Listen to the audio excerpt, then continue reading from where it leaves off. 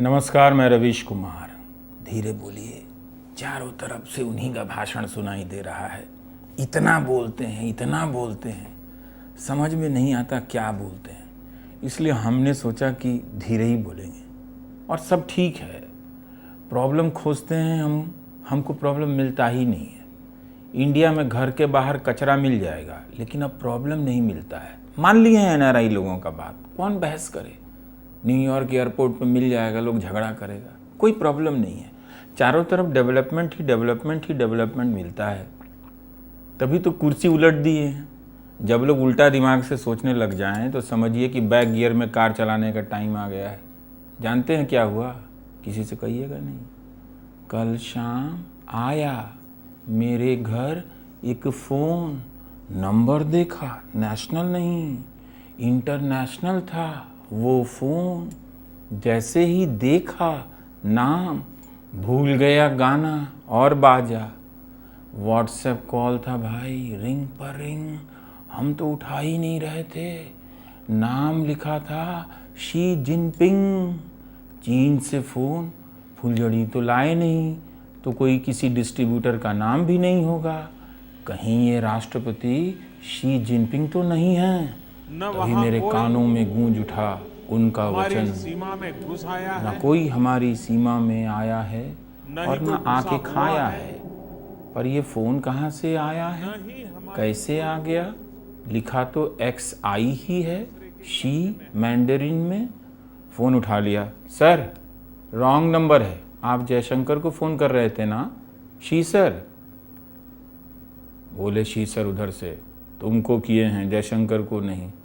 बस इतना सुनते ही उस समय आसमान में 7 बिजलियां कड़क रही थीं, शांत हो गईं। फ्लैश लाइट की तरह बिना आवाज़ के कड़कने लगीं।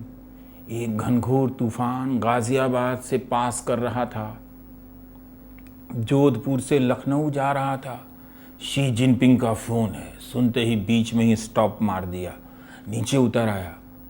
तूफान ने देन एंड देयर डिसाइड कर लिया, शी जिनपिंग का फ़ोन आया है। एक भी पोल तूफान में नहीं उखड़ना चाहिए, किसी पोल पर पेड़ नहीं गिरना चाहिए, वरना कनेक्शन कट जाएगा और लाइन घड़घड़ाने लगेगी, कर कर आवाज़ आएगी, सुनाई नहीं देगा। तूफान को हम बोले, थैंक यू यार, तुम साथ हो जब अपने, दुनिया को दिखा देंगे। गाते गाते संभले और बोले, शी सर कंफर्म है ना, हम ही को फ़ोन किए हैं? हम तो सर झूला भी नहीं बनाते हैं, टूरिस्ट भी गाइड नहीं है कि गुफा वुफा आपको घुमा दें, आप काहे फ़ोन कर दिए हैं? शी जिनपिंग बोले, ये कौन सा टीवी चैनल है? हम घबराए, हमरा वाला सर? नहीं, ये देखो क्या चल रहा है। पोस्टर पर 8 PM लिखा था। सर ये तो चैनल का पोस्टर है, पोस्टर पर नीचे 8 PM लिखा है, इससे नाराज़ हो गए क्या? 8 PM है सर, इसके एक डोज से सीमा पर टेंशन कम हो जाता है। ये तो आपके उधर भी बिकता होगा। उधर से शी जिनपिंग बोले, हाँ लेकिन ये तनाव बढ़ा रहा है। उधर देखो क्या लिखा है ऊपर, बीजिंग का नाम बजरंग नगर रख दिया है, हमें चीनी बंदर कह रहा है। मेरी शक्ल देखो कैसी बना दी है, बीजिंग का नाम बजरंग नगर, मैं सोच भी नहीं सकता। क्या करें सर, एंकर है, गुस्सा तो आ ही जाता है। आपने भी तो अरुणाचल प्रदेश में कहीं नाम बदल दिया है ना, तो गुस्सा नहीं आएगा? वेट कीजिए, ये ऐसा एंकर है कि शंघाई का नाम शुक्ला नगर रख देगा। आप हैं कहाँ? जब इन लोगों ने ताजमहल को तेजो महालय कर दिया तो आपको क्या लगा कि बीजिंग को छोड़ देंगे? सर आप प्लीज़ फ़ोन रख दीजिए मेरा, वैसे भी रिकॉर्ड हो रहा है, उधर से कोई और सुन रहा है। शी जिनपिंग बोले, अरे हम सुन रहे हैं, हम बोल रहे हैं तो हम सुन रहे हैं ना। नहीं सर, एक और है जो सुन रहा है। शी जिनपिंग फ़ोन रखने को तैयार नहीं। शी जिनपिंग को हम कैसे समझाएं? दिमाग लगाए। आत्मनिर्भर भारत का प्रोडक्शन है सर ये न्यूज़ चैनल, कैसे अपने माल को ख़राब कहें, वो भी चीनी माल के सामने। वैसे भी ये वाला एंकर मुट्ठी ताने रहता है। बचपन में देखा एक पोस्टर याद आया, ड्राइवर शराब पिए था, एंकर मुट्ठी ताने था, सावधानी हटी दुर्घटना घटी। आपको पता ही है ये भाई बीच बीच में तलवार भी उठा लेता है। बस हम फ़ोन रख दिए जल्दी से, बीजिंग का नाम ही बंदर नगर रख दिया। कब तक ये लोग भी औरंगज़ेब रोड का नाम बदलेगा? लोकल से कभी तो ग्लोबल होगा। प्यार तो होना ही था। अब आएगा मज़ा। ये हर देश, हर शहर, हर गांव और अंत में हर आदमी का नाम बदलने वाले हैं, बदल देंगे। आने दीजिए 2047, बस 23 साल और 23 साल इंतज़ार कीजिए। 2022 तो ज़रा जल्दी आ गया, इसलिए अब की बार टारगेट को 23 साल पार करा दिया। आपको लगता है कि हमारे YouTube चैनल का सब्सक्राइबर्स 1 करोड़ हो जाएगा, 10 मिलियन हो जाएगा तो हमको कोई टेंशन नहीं रहेगा, हमारा टेंशन समाप्त हो जाएगा? ऐसा नहीं है।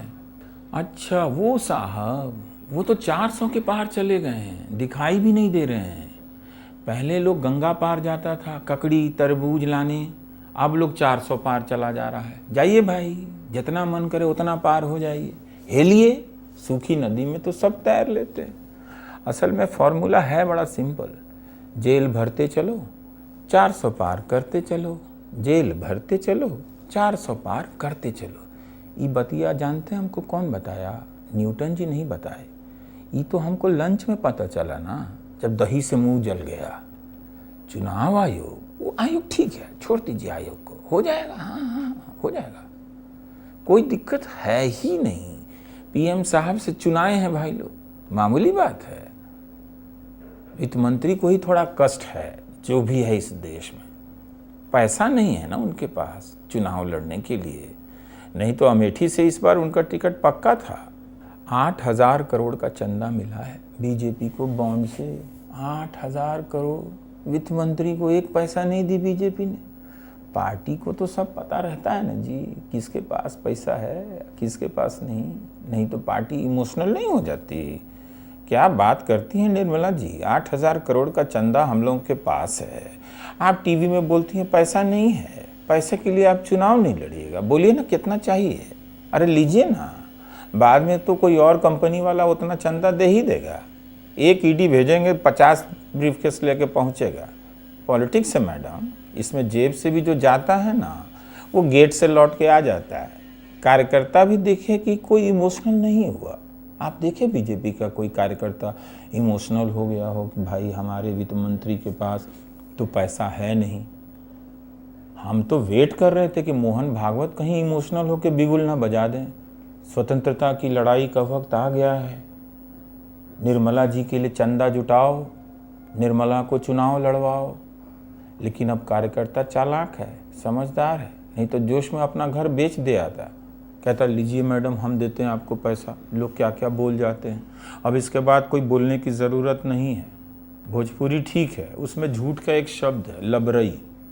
लबरई की खूबी जानते हैं, लबरई केवल बोली नहीं जाती है, ढील भी दी जाती है, ढीली जाती है। लोग लबरई ढीलते हैं, पतंग की तरह छोड़ते चले जाते हैं। जाओ जाओ 400 पार जाओ, हमको क्या लेना देना, जहाँ जाना है वहाँ जाओ। ज्ञान का मतलब आप जानते हैं, पता था नड्डा जी ज्ञान का मतलब लॉन्च किए। सही, हम तुम्हारे खुशी उछल रहे थे कि नड्डा जी को ज्ञान प्राप्त हुआ, लेकिन यहाँ भी गलत निकल गए। नड्डा जी को तो वो ज्ञान प्राप्त हुआ है जो आज तक किसी को नहीं हुआ। और आज हम ये कह सकते हैं कि मोदी जी के नेतृत्व में हम ज्ञान को लेकर आगे बढ़े हैं। जी फॉर गरीब, वाई फॉर युवा, ए फॉर अन्नदाता और एम फॉर नारी शक्ति, इसकी हम पूजा करने के लिए आगे निकले हैं। इस बात को भी ऐसा ज्ञान सुने थे आप कभी? हो जानते थे कि इस ज्ञान का मतलब? हमको भी पता नहीं था। ज्ञान में जी है, वाई है, ए है, एन है, 4-4 लेटर अल्फ़ाबेट का ज्ञान में लुकाया हुआ था, छिपा हुआ था। नड्डा जी ने सबकी नट्टी धर ली, बाहर निकाला, बता दिया ज्ञान का मतलब क्या है।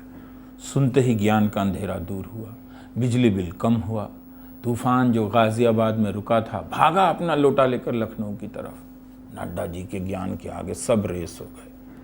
सर ज्ञान का बता दिए तो तनी म्यान का भी बता दीजिए, ध्यान का भी बता दीजिए, उसको काहे छोड़ें?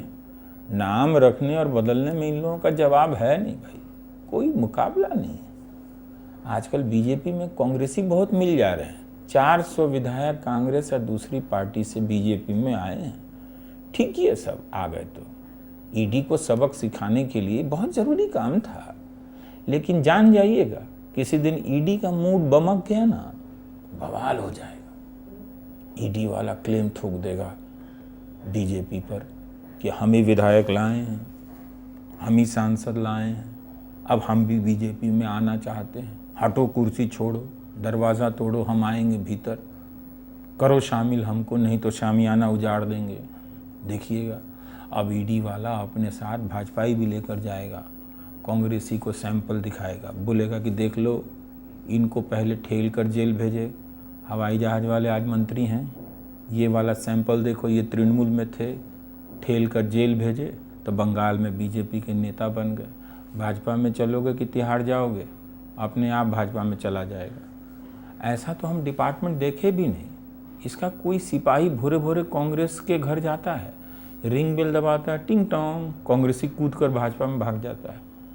एक दिन प्रफुल्ल पटेल भागे जा रहे थे मरीन ड्राइव पर, हम उनके पीछे भाग रहे थे। प्रफुल्ल जी हंस रहे थे, हमको देखकर बोले, आप यहाँ मरीन ड्राइव पर क्या कर रहे हैं? सर, वो चैनल पे चलता था ना कि दाऊद से कनेक्शन है, इकबाल मिर्ची से आपका कनेक्शन है, आपका ही तो फोटो लगाता था सर दाऊद के साथ। दाऊद तो आपके साथ नहीं जा रहा है ना। ईडी से बोलकर ये सब यूट्यूब से डिलीट करवा दीजिए सर, बार बार निकल आता है। प्रफुल्ल जी बोले, रहने दो भाई, जो करना है करो, हम भाजपा की तरफ जा रहे हैं, मेरा क्या बिगाड़ लोगे तुम? राम राज्य आया हुआ है, हम आपका क्या बिगाड़ेंगे प्रफुल्ल सर? हम भी पूछ दिए, डायरेक्ट एंट्री मारिएगा क्या सर? तो बोले ना, अलायंस वाले डोर से एंटर करेंगे। 2 गेट है, समझे? बड़ा गेट है, उससे सीधे बीजेपी में जाना होता है, फिर एक छोटा गेट है, उससे बीजेपी के अलायंस में जाना होता है। भाजपाई सब की भी बड़ी हालत ख़राब है, कह रहे थे सब फ़ोन करके हमको, 1 मिनट चैन से कुर्सी पर नहीं बैठ पा रहे हैं। बैठते हैं, कोई कांग्रेसी आ जाता है, खड़ा होना पड़ता है, कोई एनसीपी से आ जाता है, खड़ा होना पड़ता है। स्वागत में जैसे ही उठे, कांग्रेसी उनकी कुर्सी पर बैठ गया। हाथ छाप ना हो तो आज बीजेपी में कोई कमल छाप का झंडा उठाने वाला नहीं मिलेगा। अजीब अजीब विंग बनाने की सोच रहे हैं सब, भाजपा कांग्रेस, भाजपा एनसीपी, भाजपा सपा, भाजपा खफा, भाजपा बसपा, भाजपा रालोद, भाजपा राजद, भाजपा आप, भाजपा तृणमूल, भाजपा, ये भी एक विंग बनेगा जिसमें वो लोग होंगे जो बीजेपी में आए और बीजेपी से कहीं नहीं गए, वहीं रह गए, जहाँ थे वहीं। सिंधिया आकर मंत्री बन गए, हेमंता आकर मुख्यमंत्री बन गए। खड़गे जी कह रहे थे 10 साल में अलग अलग पार्टी से 400 विधायक बीजेपी में गए हैं। लगता है बीजेपी का गोदाम तक भर गया है। हाँ, चंदा का रसीद रखने की जगह नहीं है पार्टी ऑफिस में। अब तो छत पे जो पुरानी कुर्सियां फेंकी हुई थी उनको भी हटा रहे हैं सब, जगह बनाने के लिए। जगह है नहीं, इतना लोग आ रहा है सब पार्टी से, कहाँ बैठेगा। बाकी इंडिया में सब ठीक है। टिक कीजिए क्या क्या ठीक है, हम बोलते जाएंगे, आप टिक करते जाइए। सबसे पहले हम लोग विश्वगुरु बन गए हैं, मान लिए, टिक किए।